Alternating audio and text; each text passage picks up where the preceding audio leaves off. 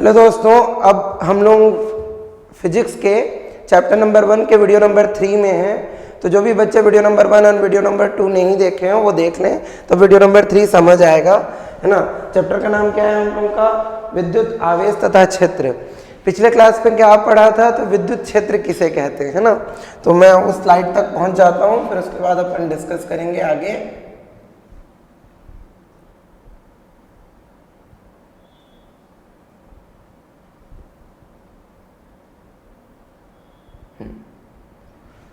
Last class discuss किए थे बेटा, विद्युत क्षेत्र किसे कहते हैं? तो किसी विद्युत आवेश के चारों ओर स्थित वह क्षेत्र जहां स्थित अन्य विद्युत आवेश विद्युतीय बल का अनुभव करता है उसे क्या कहते हैं हम लोग? विद्युत क्षेत्र। फिर हम लोगों ने डिस्कस किया था कि किसी बिंदु आवेश के कारण विद्युत क्षेत्र की तीव्रता कितनी होती है। तो कितनी होती है किसी बिंदु आवेश के कारण विद्युत क्षेत्र की तीव्रता? 1/4πε0 Q/r²। ठीक है, एक टॉपिक डिस्कस कर रहा हूं यहां पर जिसको बोला जाता है परावैद्युतांक।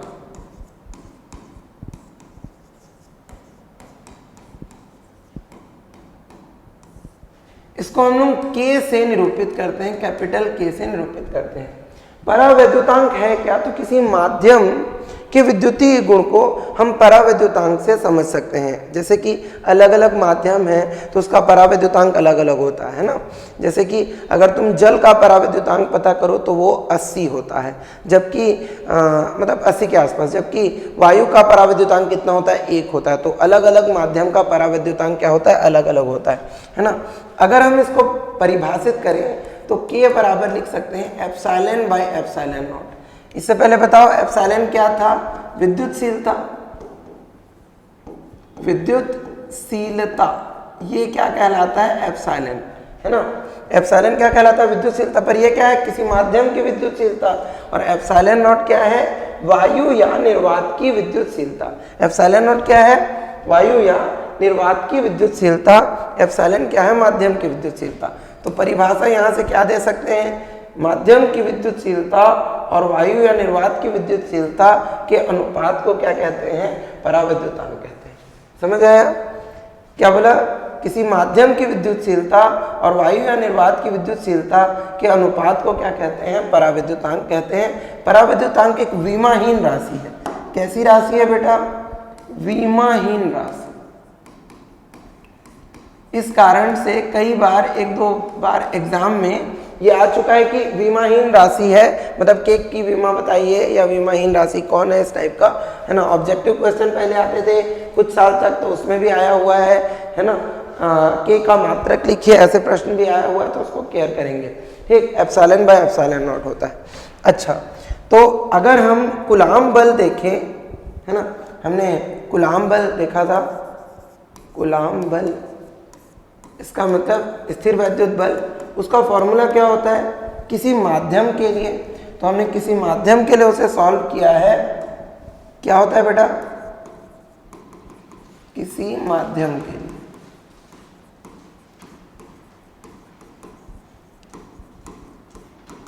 पिछले क्लासेस में तुमने देखा होगा F का मान होता है 1/4πε Q1 × Q2/r²।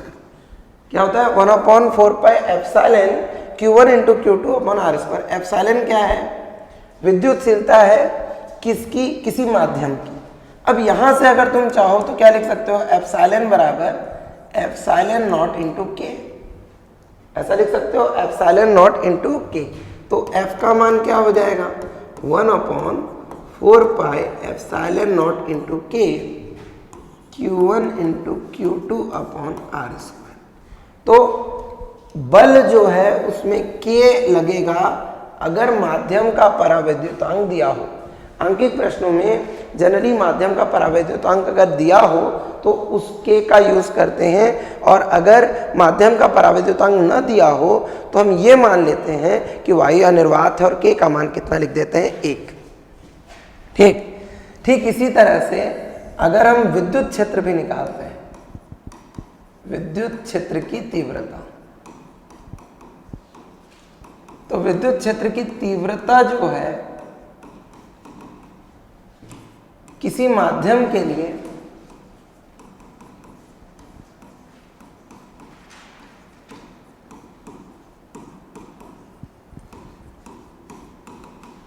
क्या होता है 1/4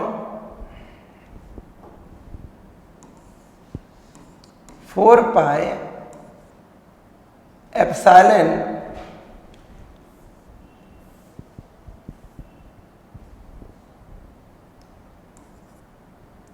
Q अपॉन R स्क्वायर होता है। तो तुम यहां भी एप्सिलॉन की वैल्यू एप्सिलॉन नॉट इंटू के लिख सकते हो 1/4 पाई एप्सिलॉन नॉट इंटू के Q अपॉन R स्क्वायर। तो बच्चों यहां जब जरूरत पड़ेगी तो एप्सिलॉन नॉट इंटू के लेकर के चलते हैं, जहां भी जरूरत पड़ेगी वायु निर्वात की तो के का मान 1 रख देंगे। अगर कोई दूसरा माध्यम हुआ उसका परावैद्युतांक दिया हुआ तो उसको हम दिया हुआ हो तो उसको हम लोग यहाँ लिख देंगे के का मान। ठीक है, तो इस तरह से परावैद्युतांक एक इंपॉर्टेंट टर्म है, एफ के सूत्र में भी आ जाता है और ई के सूत्र में भी आ जाता है। परावैद्युतांक एक नियत राशि है जो अलग अलग माध्यम के लिए अलग अलग होता है, और अगर आंकिक प्रश्न में पूछा गया है तो के का मान तुम्हें दिया भी गया होगा, बहुत आसानी से तुम उसको रख सकते हो। अब इसके बाद हम लोगों को एक टॉपिक पढ़ना है जिसको हम लोग बोलते हैं विद्युत द्विध्रुव।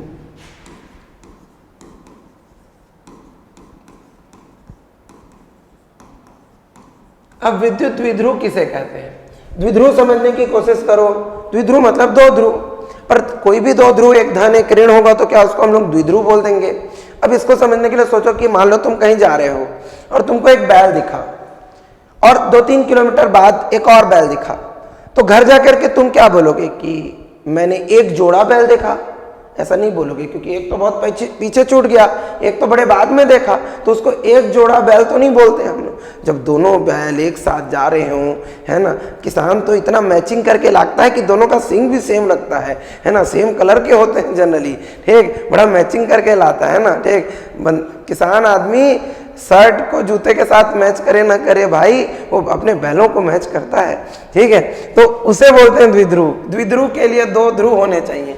तो परिभाषा बड़ी प्यारी है ना, दो समान परिमाण के, कैसे समान परिमाण के समीप स्थित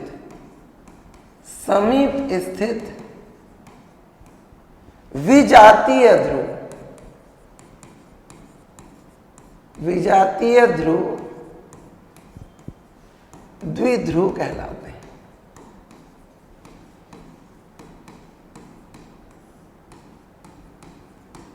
क्या कहलाते हैं? द्विध्रुव कहलाते हैं। दो समान परिमाण के समीप स्थित विजातीय ध्रुव। विजातीय मतलब अलग अलग, एक प्लस तो एक माइनस, ठीक। विजातीय ध्रुव क्या कहलाते हैं? द्विध्रुव कहलाते हैं। अब जैसे देखो कि ये ए है और ये बी है, इस पर प्लस क्यू है, इस पर माइनस क्यू है, और ये एक दूसरे से बहुत दूर नहीं है भाई, एक दूसरे के समीप है, बहुत दूर नहीं है, इतने पास है कि एक दूसरे को इफेक्ट कर रहे हैं, एक दूसरे को प्रभावित कर रहे हैं, तब हम लोग उनको क्या बोलेंगे? द्विध्रुव बोलेंगे। दोनों अपना संयुक्त प्रभाव उत्पन्न कर रहे हैं। क्या कर रहे हैं? दोनों अपना संयुक्त प्रभाव उत्पन्न कर रहे हैं। नहीं, एक उंगली से मारो किसी को, कितना दर्द होगा भाई, एक उंगली से क्या होगा?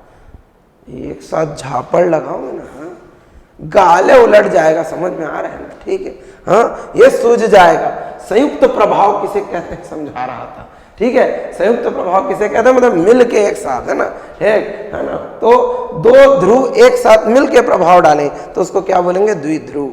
इतने दूर दूर है, क्या प्रभाव डालेंगे? मान लो दो भाई होगा तुम लोग हैं, एक रायगढ़ रहता है और एक भोपाल रहता है, तो इतने दूर दूर रहोगे तो क्या प्रभाव डालोगे? अगर संयुक्त तो कोई तुमसे लड़ने आएगा तो, है ना, भोपाल का बंदा आते आते तो निपट गएगा तुम, हाँ, ठीक है, तो कोई संयुक्त प्रभाव नहीं आएगा उस समय, है ना। संयुक्त प्रभाव तब आएगा जब दो ध्रुव एक दूसरे के पास पास हो, है ना, ठीक। अब जब ये पास पास होते हैं तो भी बीच में एक बिंदु होगा ओ, जिसे मध्य बिंदु कहेंगे। मध्य बिंदु से दोनों तरफ की दूरियां समान है, मान लो एल और एल, इसको कुल मिला के हम लोग बोलते हैं प्रभावकारी लंबाई।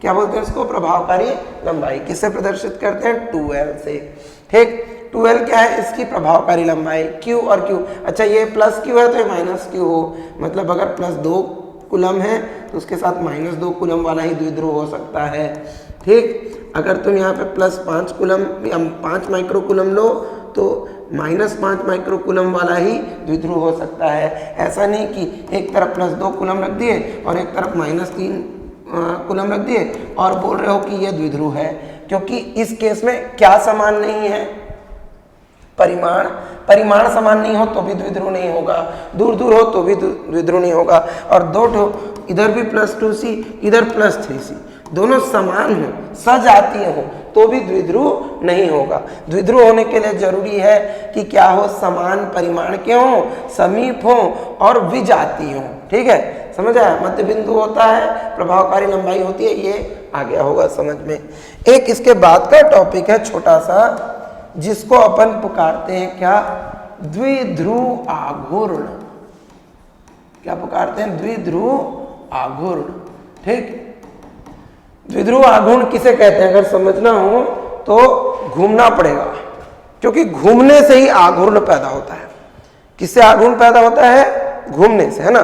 ठीक, किसी को झापड़ मारते समय हम लोग कैसे मारते हैं? घुमा के। कैसे मारते हैं? घुमा, ऐसे थोड़ी ना, बिना घुमाए कैसे मारेंगे? घुमा के मारते। घुमा के जो पड़ेगा उसका जो प्रभाव आएगा वो अलग होता है, क्योंकि घूमता है तो क्या उत्पन्न होता है कोई भी चीज में? आघूर्ण, है ना। क्रिकेट में बैटिंग करते समय विराट कोहली क्या करेगा? घुमा के मारेगा, नहीं यार, है। धोनी तो हेलीकॉप्टर मार देता घुमा के, है कि नहीं? ठीक, तो घुमाए तो क्या उत्पन्न होता है? आघूर्ण। कोई भी चीज घूर्णन से आघूर्ण उत्पन्न करती है। द्विध्रुव आघूर्ण किसे कहते हैं? ये भी द्विध्रुव है, यहाँ पर +q आवेश है, यहाँ पर -q आवेश है, ये मध्य बिंदु है, यहाँ से यहाँ तक की दूरी प्रभावकारी लंबाई कहलाती है, इसको बोलते हैं 2l। द्विध्रुव आघूर्ण को प्रदर्शित करते हैं P से। किससे प्रदर्शित करते हैं बेटा? P से। P बराबर क्या होता है? Q × 2l। P बराबर क्या होता है? Q × 2l। क्या बोलेंगे? द्विध्रुव पर उपस्थित आवेश, द्विध्रुव पर उपस्थित आवेश। 2l को क्या बोलते हैं? प्रभावकारी लंबाई। और बीच में एक फल है, देखो लिखा हुआ है, कौन सा फल है? गुणनफल। द्विध्रुव पर उपस्थित आवेश और प्रभावकारी लंबाई के गुणनफल को द्विध्रुव आघूर्ण कहते हैं। क्या बोला? द्विध्रुव पर उपस्थित आवेश प्रभावकारी लंबाई के गुणनफल को द्विध्रुव आघूर्ण कहते हैं। ठीक, बहुत आसान है। P एक सदिश राशि है ना। अब अगर वेक्टर सदिश रूप में लिखें ऐसे, तो P बराबर लिख सकते हैं Q × 2l। अब जो P की दिशा है वो L की दिशा में है ना, वैसे इसकी दिशा ऋण ध्रुव से धन ध्रुव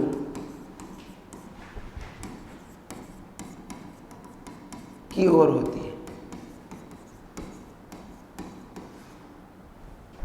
अब हम लोग के पास आ गया एक द्विध्रुव। द्विध्रुव की दो मानक स्थितियां हैं, इसको बोलते हैं हम लोग क्या? मानक स्थिति। मानक स्थिति मतलब हम माने हैं का, हाँ, कहाँ से आने, तो हवा में थोड़ी ना आ जाएगा, है ना। माने हम हैं तो मानक स्थितियां कहते हैं। द्विध्रुव की मानक स्थितियां क्या क्या होती हैं? जैसे एक द्विध्रुव है ए बी, ए पर +q आवेश है, बी पर -q आवेश है, मध्य बिंदु O है। तो द्विध्रुव के दोनों ध्रुवों को मिलाकर खींची गई रेखा जो अनंत लंबाई के होती है उसको अपन पुकारते हैं क्या? अक्ष। उसको हम क्या पुकारते हैं? अक्ष। और अगर अक्ष में कुछ भी निकालना हो, जैसे कि विद्युत क्षेत्र की तीव्रता निकालना हो, विद्युत विभव निकालना हो, स्थितिज ऊर्जा निकालना हो, मतलब कोई भी घोटाला करना हो अक्ष में, तो अक्ष में कुछ करना हो तो उसे हम पुकारते हैं अक्षीय स्थिति। क्या पुकारते हैं उसको? अक्षीय स्थिति। ये पहली मानक स्थिति कहलाती है किसी भी द्विध्रुव के लिए। ठीक, अब इसके बाद अगर हम देखें दूसरा, तो एक कहलाता है ये, इसको बोलते हैं हम लोग निरक्ष। निरक्ष क्या है? तो अक्ष के लंबवत है 90 डिग्री पर, अक्ष के क्या है? लंबवत है, और मध्य बिंदु से होकर जाता है। अक्ष के लंबवत है और कहां पर? मध्य बिंदु पर। अगर कोई भी काम हमको निरक्ष में करना है, यहां पर निकालना है, यहां पर निकालना है, तो इसको हम लोग क्या बोलते हैं? निरक्षीय स्थिति। क्या बोलते हैं इसको हम लोग? निरक्षीय स्थिति। तो दो तरह की स्थितियां होती हैं, एक अक्षीय स्थिति होती है और दूसरी क्या होती है, निरक्षीय स्थिति। ये दो मानक स्थितियां कहलाती हैं। अब हम लोग देखेंगे इस चैप्टर के पहले दो बड़े डेरिवेशन सूत्र स्थापना स्टेट बोर्ड में बहुत आते हैं, ठीक। अगर ये डेरिवेशन एग्जाम में आएगा तो या तो 4 नंबर का आएगा या फिर 5 नंबर का आएगा, और मोस्ट इंपॉर्टेंट भी है, तो उसे ध्यान से पढ़ना है, ठीक। तो टॉपिक का नाम है, क्या है टॉपिक का नाम, तो अक्षीय स्थिति में विद्युत क्षेत्र की तीव्रता किसके, किसी विद्युत विध्रुव की, किसी विद्युत विध्रुव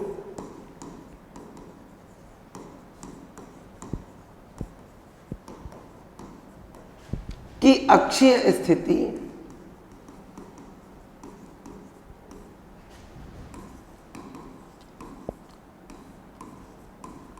में विद्युत क्षेत्र की तीव्रता।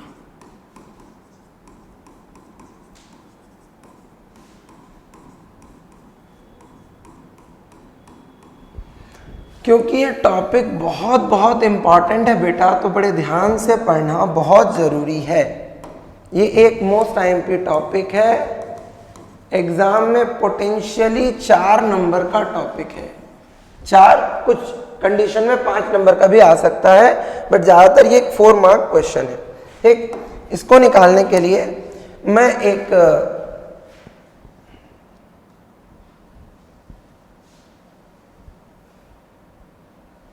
द्विध्रुव बना लेता हूं, ठीक। द्विध्रुव मार्क कर लेते हैं हम एक, ठीक। और उसके साथ आगे का मैं अक्ष भी बना लिया रहता हूं स्केल यूज करके, ठीक है। तो मान लेते हैं बेटा एक द्विध्रुव है, यूं,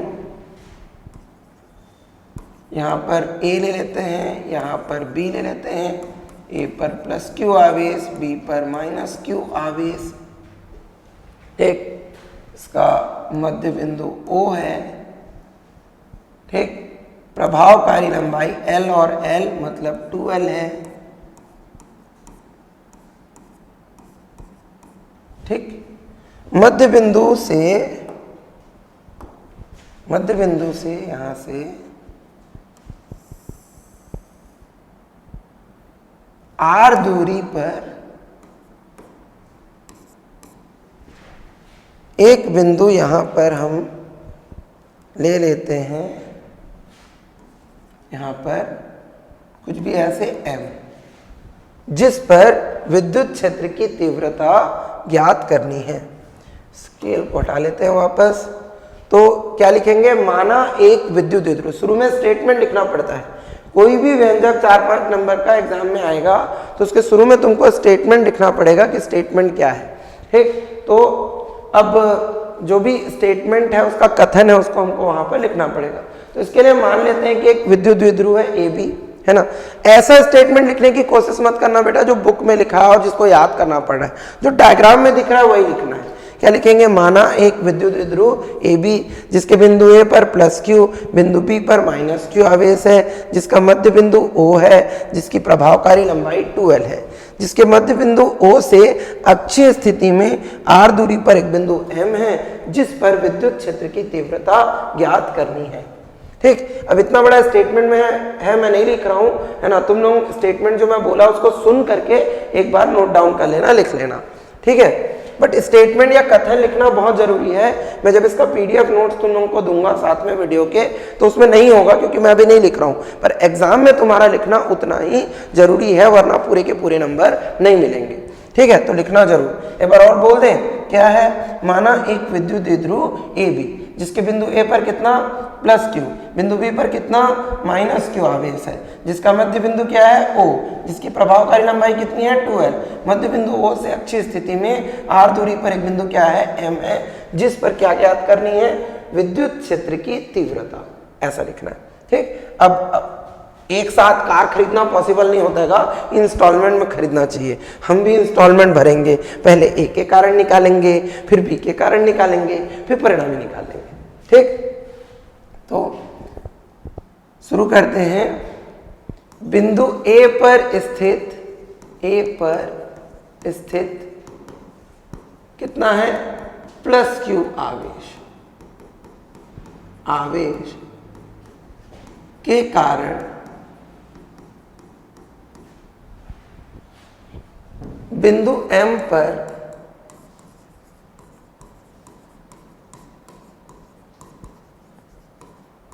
विद्युत क्षेत्र की तीव्रता।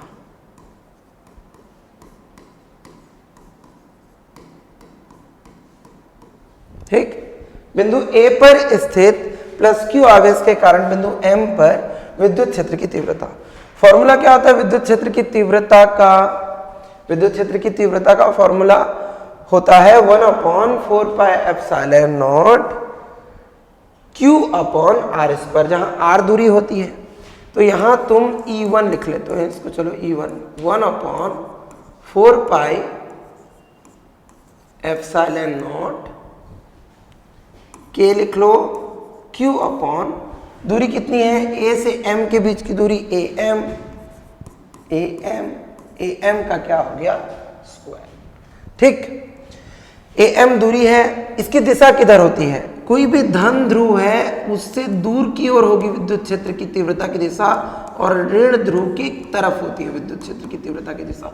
ये सदिश राशि है तो इसकी दिशा हम ले सकते हैं O से M की दिशा में, ऐसा हम मेंशन कर सकते हैं। E1 को अगर यहां पे मैं प्रदर्शित करूं तो कैसे प्रदर्शित करूंगा? ऐसे, ये होगा E1, ठीक है, उस तरफ होगा। चलो ठीक है, अब E1 बराबर 1/4πε0 K Q अपॉन, देखो बेटा AM क्या है? चूंकि हम लिख सकते हैं AM बराबर A से M है, इसको लिख सकते हैं OM माइनस OA, ऐसा लिख सकते हैं कि नहीं लिख सकते? ये AM है, ये OM है, ये OA है, AM को लिख सकते हैं OM माइनस OA, OM से OA घटाने पर AM बचेगा। अच्छा, OM कितना है? R है, और OA कितना है? L है, तो इसको क्या लिख सकते हैं हम? R माइनस L, क्या लिख सकते हैं? R माइनस L का क्या हो जाएगा स्क्वायर। तो E1 का मान आ गया 1/4πε0 K Q upon R minus L का होल स्क्वायर O से M की दिशा में। चलो हम इसे क्या ले लेते हैं? समीकरण क्रमांक 1। यहां तक मेरे ख्याल से समझ आ गया होगा, बहुत आसान है ना। इसी तरह से हम क्या करेंगे? बिंदु B का निकालेंगे। बिंदु B पर स्थित कौन सा आवेश? माइनस Q आवेश के कारण बिंदु M पर विद्युत क्षेत्र की तीव्रता।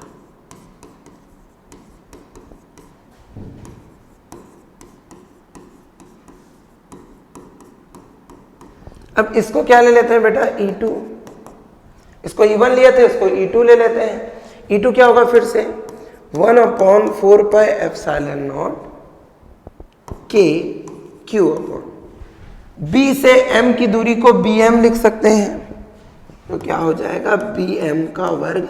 इसकी दिशा किधर से किधर होगी? ऋण है, तो ऐसे आएगा। क्या लिख सकते हैं? M से O की दिशा में, M से O की दिशा में होगा। इसकी दिशा अगर हम चाहें तो ऐसे प्रदर्शित कर सकते हैं, ये हो गया E2 इस डायरेक्शन में। इन दोनों के बीच का कोण कितना है बेटा? 180 अंश। क्लियरली दिख रहा है? E2 और E1 के बीच का कोण कितना है? 180 अंश, है ना। थोड़ा सा इसको और यहीं सॉल्व कर लेते हैं, डायग्राम की जरूरत पड़ेगी हमें। E2 बराबर 1/4πε0 K, ठीक है, Q अपॉन BM। अच्छा, जैसे हम लोगों ने AM को लिखा था, क्या हम BM लिख सकते हैं? चूंकि BM बराबर क्या है? B2M। B2M को लिख सकते हैं O2M प्लस O2B, ऐसा लिख सकते हैं। OM प्लस ओ बी, और ओ एम की वैल्यू कितनी है, ओ टू एम की वैल्यू है आर, और ओ टू बी की वैल्यू है एल, तो ये हो जाएगा आर प्लस एल। तो ये हो जाएगा आर प्लस एल का होल स्क्वायर। ठीक, इसको ले लेते हैं समीकरण क्रमांक 2। तो अब हमारे पास दो समीकरण आ गए, एक E1 का मान है और दूसरा E2 का मान है। अब मेरे को क्या करना है, इस द्विध्रुव के कारण अक्षीय स्थिति में कुल निकालना है। तो इन दोनों का E1 और E2 दोनों का परिणामी निकालना पड़ेगा। और क्योंकि ये जो दो सदिश हैं E1 और E2 जो हैं ये दोनों सदिश हैं, तो इनका परिणामी भी सदिश विधि द्वारा निकलेगा। अगर दो सदिश हमें पता है और उनके बीच का कोण पता है तो हम लोग परिणामी निकालते हैं सदिश योग समांतर चतुर्भुज के नियम से। ध्यान देंगे, क्या लिख सकते हैं, सदिश योग के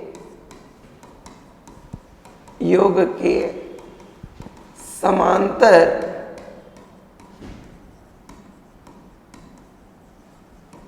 चतुर्भुज नियम से। हम जानते हैं परिणामी सदिश R बराबर वर्गमूल के अंदर a square plus B square plus 2ab cos theta होता है। ये क्या है, सदिश योग का समांतर चतुर्भुज नियम। हम इसको जानते हैं, ये हम लोग 11th में पढ़े हुए हैं। यहाँ दो सदिश कौन कौन है, सदिश है E1 और E2 और बीच का कोण कितना है 180 है ना। तो अब हम ये मान को रख दें, तो परिणामी विद्युत क्षेत्र की तीव्रता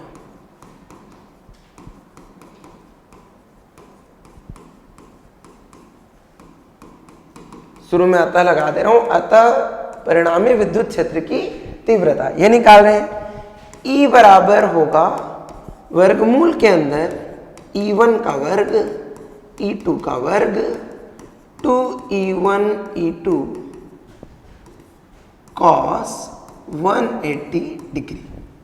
ठीक है, तो E बराबर हो जाएगा वर्गमूल के अंदर E1 का वर्ग E2 का वर्ग प्लस cos 180 का मान क्या होता है, cos 180 डिग्री, चूंकि cos 180 डिग्री बराबर होता है -1। ठीक, तो यहाँ -1 रख देंगे, तो जो प्लस है ये क्या हो जाएगा, जो प्लस है वो हो जाएगा माइनस, यहां लग जाएगा -2E1 E2। अब तुम इसको देख रहे हो, ये a square plus B square minus 2ab के फॉर्म में आ गया है। a square plus B square minus 2ab के फॉर्म में आएगा, तो तुम इसको लिख सकते हो a माइनस बी का होल स्क्वायर। तो E बराबर E1 माइनस E2। बहुत सारे स्कूलों में जो परिणामी निकाला जाएगा, बहुत सारे स्कूलों में बेटा E बराबर E1 माइनस E2 बिना गंगोत्री के निकल जाएगी। मतलब इसको बिना समझाए ही E बराबर E1 माइनस E2 लिखा हुआ होता है। परीक्षा बोध में या छोटे दूसरे बुक्स में भी डायरेक्ट वैल्यू लिखा रहता है। सॉल्व कर लेना बेहतर है, नहीं तो तुम अगर डायरेक्ट लिख भी सकते हो, लिखना चाहो तो लिख भी सकते हो, है ना। E बराबर E1 माइनस E2 परिणामी में कैसे आया वो बहुत सारे स्कूल्स में नहीं समझाया जाएगा, बहुत सारे टीचर्स नहीं समझाएंगे, तो तुम डायरेक्ट ये वाला स्टेप लिख सकते हो। बट फिर भी स्टेप को जान करके लिखना चाहिए ताकि कभी गलती ना हो, भूलो ना। ठीक, हम मान रख देते हैं E बराबर E1 का वैल्यू कितना है 1/4 पाई epsilon naught K Q upon R minus L का होल स्क्वायर, और E2 का मान कितना है 1/4 पाई epsilon naught K Q upon R plus L का होल स्क्वायर। ठीक है, बस इन दोनों को देखो, जो भी इनमें से कॉमन आ सकते हैं उन्हें निकाल लेते हैं। क्या कॉमन आ सकते हैं, 1/4 पाई epsilon not Q, 1/4 pi epsilon naught K into और ऊपर का Q दोनों में है, दोनों से बाहर निकल जाएंगे। तो बाहर निकाल लेते हैं। ठीक है, बाहर निकालेंगे E बराबर क्या हो जाएगा Q upon 4 pi epsilon naught K। पहले में क्या बचता है 1/R माइनस L का whole square minus 1/R plus L का होल स्क्वायर, ऐसा बचेगा। ठीक, Q upon 4 pi epsilon naught K E बराबर, एलसीएम निकालोगे, लघुत्तम निकालोगे तो ये हो जाएगा इन दोनों का मल्टीप्लिकेशन r माइनस एल का whole square into are plus L का होल स्क्वायर। ठीक, ये इधर आ जाएगा r प्लस एल का whole square minus r minus L का होल स्क्वायर। ठीक है, अब मैं अगला पेज ले रहा हूं, यहां पे हौच पौच हो जाएगा, उसको एक्सपेंड करेंगे तो एक और पेज ले रहा हूं, उसमें हम सॉल्व कर लेंगे। E बराबर Q upon 4 pi epsilon naught K, यहां तक आ गया था। नीचे था r माइनस एल का whole square into are plus L का होल स्क्वायर। इसको क्या करते हैं अपन, r minus L into R minus L, R plus L into are plus L ऐसे लिख लेते हैं। ठीक, मतलब स्क्वायर स्क्वायर है तो दो बार लिख लिया। यहाँ r प्लस एल का होल स्क्वायर था तो उसको r square plus L square plus 2rl करके लिख लिया। a square plus B square plus 2ab, a plus B का होल स्क्वायर माइनस, अब a माइनस बी का होल स्क्वायर है, इसको लिख सकते हैं a square plus B square minus 2ab। ठीक, a माइनस बी का होल स्क्वायर उसका फॉर्मूला रख दिया वहां पे। E बराबर क्या हो जाएगा, Q upon 4 pi epsilon naught के r square plus L square plus 2rl, minus का गुणा कर दो, minus into plus minus, minus into plus minus, minus into minus plus, नीचे a minus b into a plus b, a square minus b square, क्या क्या समझे, a minus b into a plus b, r minus L into are plus l, क्या हो जाएगा r square minus L square. ठीक, एक बार और भी है तो R square minus L square, ऐसा हो जाएगा। ऊपर जो भी कट रहा है उसे काट लो भाई।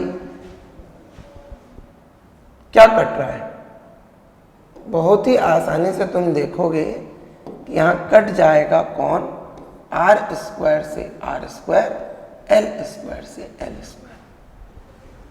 2rl को 2rl से जोड़ेंगे तो बन जाएगा 4rl। E बराबर होगा 1 upon 4 pi epsilon naught K Q into 4rl upon R square minus L square का होल स्क्वायर। E बराबर हम लिख सकते हैं 1 अपॉन 4 पाई एप्सिलॉन नॉट के, 4 को लिख लेते हैं 2, Q into 2l into R upon R square minus L square का क्या हो गया whole square. Q into 2l थोड़ी देर पहले ही पढ़े थे कि Q इंटू 2l क्या होता है, तो वो होता है द्विध्रुव आघूर्ण।